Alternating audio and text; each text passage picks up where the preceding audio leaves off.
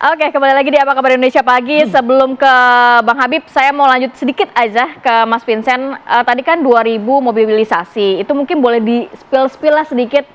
Nanti amunisinya, emang 2000 mobilisasi kemana, oleh siapa, kemudian apa saja yang dipersiapkan nantinya di MK? Ya, nanti ini pertanyaan bagus ya. Tentu nanti ini juga salah satu yang akan kita buktikan di MK nanti. Tentu kami tidak bisa mengungkap di sini. Kalau materi yang padahal pertanyaan bagus, jawabannya harus bagus loh seharusnya loh. Biarkan itu menjadi ranahnya di Mahkamah Konstitusi. Itulah nanti tugas kita untuk membuktikan bagaimana terjadinya terstruktur, sistematis dan masif pada pemilu 2024 ini.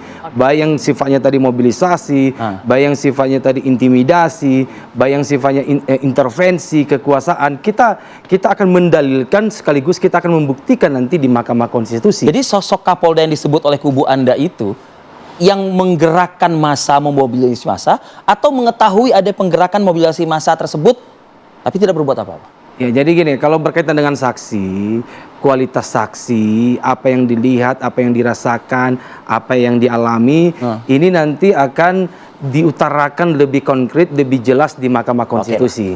Jadi begini, kita berharap, kita tahu bahwa Mahkamah Konstitusi, kalau kita melihat dia ini kan sebagai the guardian of the Constitution ya, sebagai penjaga konstitusi kita, kita berharap di mana kalau tadi saya berbicara dari hulu ke hilir, ada persoalan di hulu tadi. Persoalan hulunya apa? Ya, ini ada putusan MK yang menciderai konstitusi kita, menciderai keadilan masyarakat. Kita berharap, saya tanggapi kita berharap dengan nantinya gugatan di MK, di hilirnya ini bisa mengembalikan marwah dari konstitusi. Jadi dari hulu ke hilir ada begitu ya? Mengembalikan kepercayaan masyarakat terhadap Mahkamah Konstitusi. Kita berharap seperti itu, dan kita meyakini itu Mahkamah Konstitusi, hakim-hakim MK, meskipun kemarin gara-gara putusan 90 semuanya diputus melanggar kode etik, tapi mudah-mudahan kita berharap ini mengembalikan marwah. Poinnya sudah ditangkap oleh Bang Habib. Itu kira-kira. Ya, jadi gini, mungkin teman-teman ini kurang mencermati Undang-Undang 7 tahun 2017 dan membaca putusan MK Pilpres PHPU 2019, di mana apa yang disebutkan beliau tadi sebenarnya kan tempat penyelesaiannya memang bukan di Mahkamah Konstitusi, tetapi di Bawaslu, di buku keempat dan seterusnya. Misalnya terkait soal tadi putusan MK, lalu dijadikan dasar seolah-olah cedera sejak hulunya. Padahal di undang-undang diatur di 469. Kalau Anda keberatan dengan SK KPU, itu kan SK tuh, penetapan Gibran sebagai cawapres, maka Anda bisa mengajukan yang namanya sengketa proses ya di Bawaslu. Tapi sampai detik ini kan nggak ada. Begitu juga klaim soal presiden dinyatakan terlibat menguntungkan salah satu paslon. Diatur juga di undang-undang tersebut. Kalau Anda keberatan, maka ada pasal 547. Ada nggak diajukan? Penyelenggara negara. Ada nggak diajukan? Ya kan? Nggak ada kan? Penyelenggara, saya cek di Bawaslu sudah, ya nggak ada. Soal presiden dituduh menggunakan program, jabatan, anggaran, itu nggak ada. Nah, jadi kemudian yang terakhir nih Kapolda, saya sih sebagai orang praktisi. Ada di Komisi 3 loh. Nanti praktisi di MK, bukan hanya Komisi 3. Nah, ini kan alumni MK lah, lawyernya kan istilahnya kan. Ketawa aja, kenapa? Ini perkara muncul dari mulutnya Pak Henry Yosodiningrat minggu lalu aja. Kemana ketika waktu sebelum pencoblosan ada pasal 547 tersebut.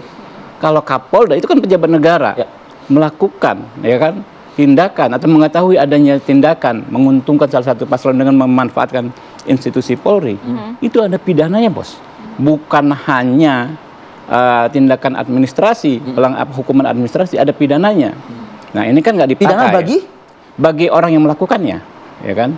Kenapa nggak dilaporkan oleh orang yang tahu? Kapolda kan tahu kan, dia penegak hukum, dia tahu, harusnya dia laporkan. Nah, ini semua kan nggak ada yang ke Bawaslu yang didalilkan. Makanya ketika mau hari pencoblosan, kami tuh menunggu ada nggak nih pelaporan ke Bawaslu, karena itu hari terakhir.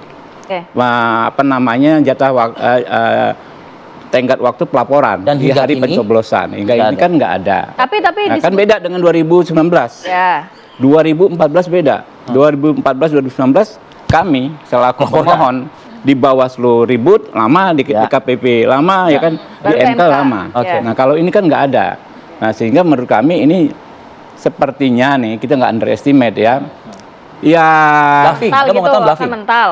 ya jauh lebih ringan lah yang akan kami lakukan nanti di MK gitu loh, Mas Aji. dibanding yang sebelumnya. Jadi ini Bisa aja kita Bang, tawa. permohonan ya kan bahwa MK tidak menjadi mahkamah kalkulator dan lain sebagainya. Oke. Itu pertimbangannya segini. Ya. Oke. Di putusan Mahkamah Konstitusi. Jadi hukumnya ada Undang-Undang Nomor 7 Tahun 2017. Ya. Penafsiran dan penegakan hukumnya ada PHPU 1 Pilpres 2019. Dua-duanya sudah ada, tinggal Oke. dibaca aja gitu. Clear. Mas Haji. Jadi gini loh, seolah-olah kalau tidak ada laporan itu lalu Bawaslu itu tidak punya wewenang untuk menindak atau melakukan penegakan hukum pemilu. Gitu. Padahal Bawaslu itu kan punya wewenang untuk tidak hanya menerima laporan, tapi dia menindak pelanggaran yang dia temukan sendiri. Jadi Bawaslu itu sebenarnya konteksnya tidak pasif. Tapi dari 01 ada nggak laporan yang Aktif. tadi dipertanyakan? selanjutnya. Nggak ada. Nah, apakah lalu ada pelaporan-pelaporan? Pertama, pelaporan ke Bawaslu itu jangan lalu dimaknai hanya pelaporan yang harus dilakukan oleh para peserta pemilu. Tapi Pelapor di dalam Undang-Undang 7 2017 atau di Perbawaslu 8 2022 itu kan warga negara Indonesia yang memiliki hak pilih. Apakah lalu laporan-laporan yang masuk yang dilakukan oleh WNI diabaikan begitu saja lalu dikatakan tidak ada laporan? Kan nggak bisa begitu dong, Mbak. Kita kan harus fair nih.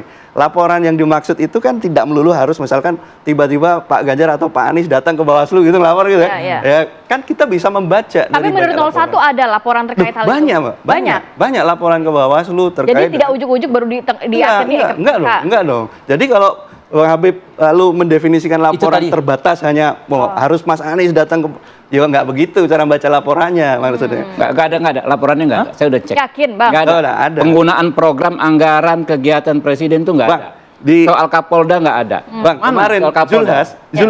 Zulhas divonis loh, Bang. Apa? Zulhas sebagai Iya. Menteri Perdagangan Nggak, presiden. itu muncul Presiden. vonis. Nggak. Divonis oleh Itu Bawaslu soal bersalah. cuti, soal cuti, Pak. Iya. Soal cuti. Ada laporan nggak artinya? Nggak, Ada bukan. vonis. Nggak, saya ngomong, Anda kan bilang presiden. Kubu Iya, tiga tadi. Kapolda. Nggak, beliau Ya yang kan, bilang begitu. makanya itu nggak ada gitu loh. Ada laporan Jadi belum Zul- divonis, Bang, Mendak Nggak itu. ada. Tapi ada laporan-laporan yang Bukan, lainnya, nggak ada Bang. kaitan, nggak ada kaitan. Nggak ada Mendak kaitan. itu soal cuti, ya kan ini soal penggunaan program, anggaran, kemudian struktur pemerintahan itu nggak ada. Loh, kalau cutinya dipermasalahkan berarti kan kampanye terbukti Nggak Pak. ada, nggak Oh, ada ada kaitan. kampanye orang dia nggak Ya, cuti. itu gitu pendapat kan Anda, masalah. tapi Iya. Kapolda nggak ada, Presiden nggak ada. Nah, ini nah, kan yang disampaikan. sekarang- Kalau PJ Bupati Bang, Sorong, maksudku gini loh, Bang. kalau Kita itu kan- Kemenaker Trans yang Anda apa yang dituduh digunakan untuk Ya. kepentingan paslon 2, kalau Kementerian Baik, Bang. Desa Mengcounter itu itu. ada, Trans kami laporkan Gini, semua. Bang, misalkan gitu gini, loh. sekarang ada yang bisa membantah nggak? Oke, itu persoalan kita membuktikan di pengadilan gitu ya.